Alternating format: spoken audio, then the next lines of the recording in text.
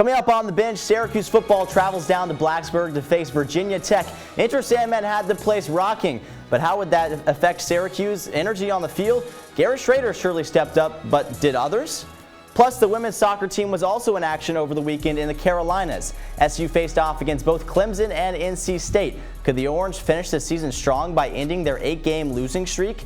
And finally, as the temperatures are starting to drop in central New York, that means women's ice hockey is back on the hill. After opening the season with a tie and a loss, could SU rebound this week?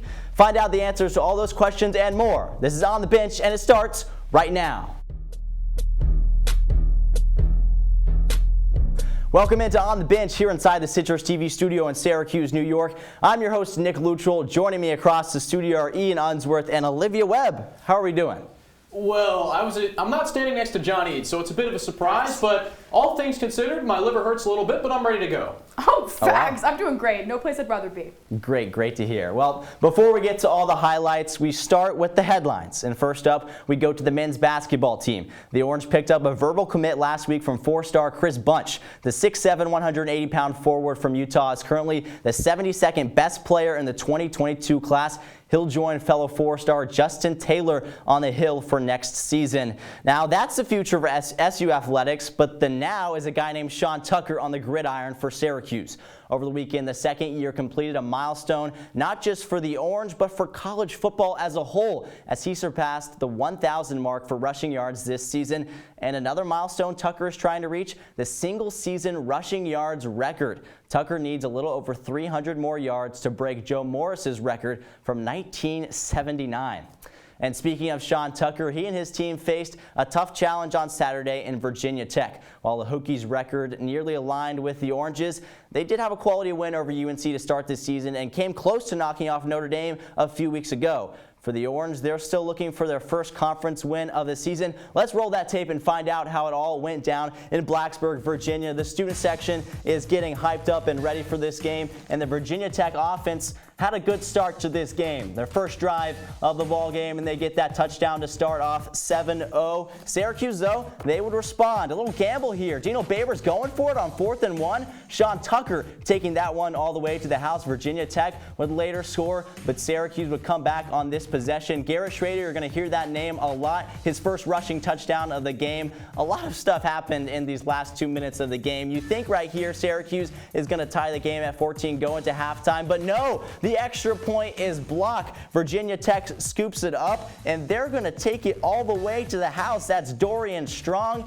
Virginia Tech going to go up 16-13. They'll later get a field goal, and now Syracuse is going to be up next, ready for the drive. 14 seconds left to go. It's Garrett Schrader again, taking it all the way down to the goal line, falling short. Syracuse calls a timeout, throws a fade route incomplete, and now they'll just have to set up for a field goal. Okay, that's okay, going into halftime down 3, but no, doinks it off the right upright, no good. Syracuse down by 6 at halftime, a dysfunctional way to end the half, but not a bad way to start the second half on their first drive of the half. It's Garrett Schrader. He's putting his team on his back in this one, but Virginia Tech responds. Malachi Thomas later on in the third quarter going to rush that one up the middle for the touchdown, and we're going quick now. It's fourth quarter action.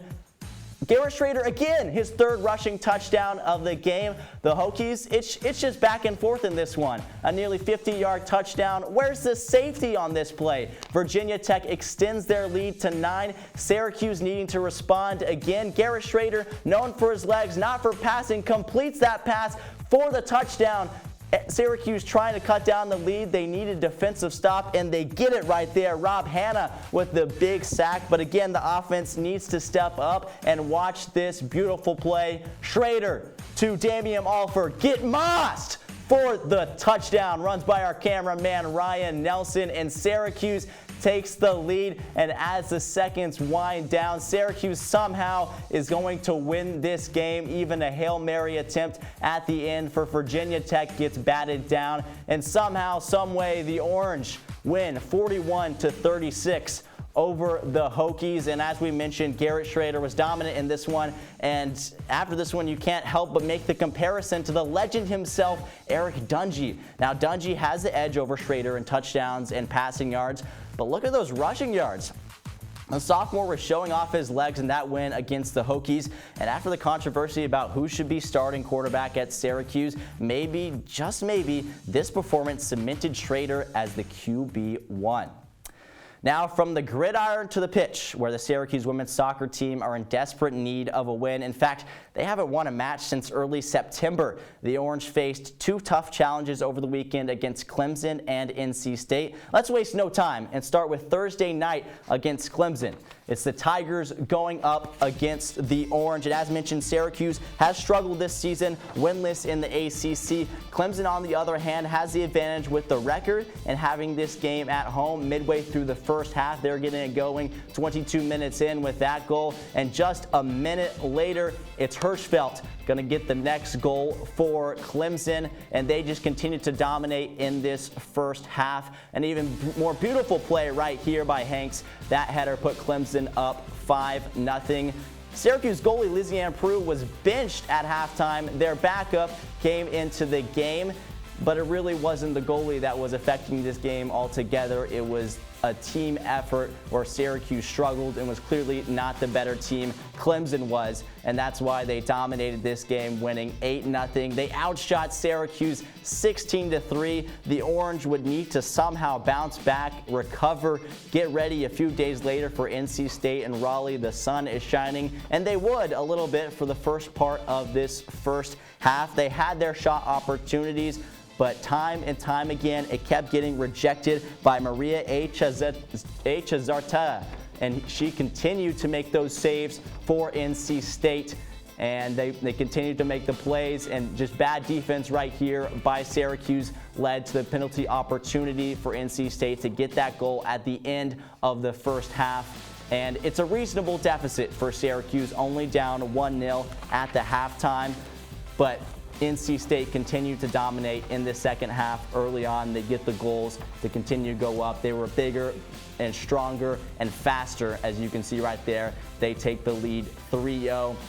And Syracuse all game long couldn't contain the NC State offense. Even an offensive try right here continues to get rejected. And NC State goes on to win 3-0 over Syracuse.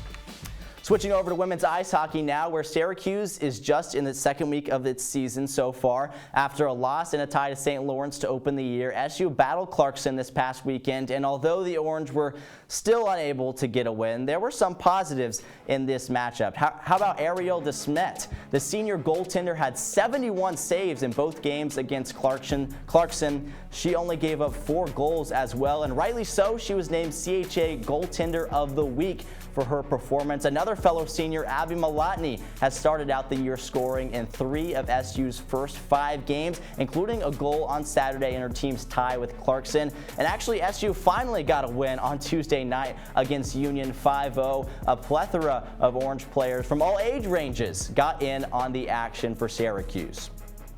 Well, that was just a small look at everything that went down last week for the Orange. But when we come back, my pals Ian and Olivia have been patiently waiting their turn to play everyone's favorite, the Wolf of Marshall Street. We'll be right back.